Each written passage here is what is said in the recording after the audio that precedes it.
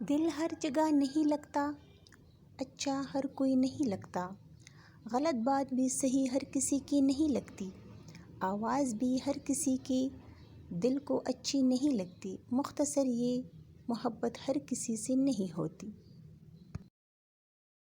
کبھی کبھی آپ کو تنہا کرنے میں اللہ کی بہت بڑی مصلحت ہوتی ہے، کیونکہ اللہ آپ کو کوئی ایسا مقام دینا چاہتا ہے جس کو پانے کے لیے آپ کا تنہا ہونا، محنت کرنا، اکیلے لڑنا اور صبر کرنا بہت ضروری ہوتا ہے، تاکہ آپ اس مقام تک پہنچ جائیں جو اللہ نے آپ کے لیے منتخب کیا ہے۔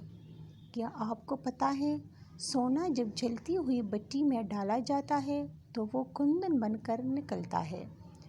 بالکل ایسے ہی اللہ آپ کو مشکل سے گزر کر کامیاب انسان بناتا ہے۔ جانے اللہ آپ کو ہمیشہ کسی ایسی چیز یا انسان کے ساتھ نہیں رکھتا جس کی وجہ سے آپ کی دنیا اور آخرت خراب ہو جائے۔ بے شک اللہ کے فیصلے حکمت اور خیر سے بھرے ہوئے ہوتے ہیں۔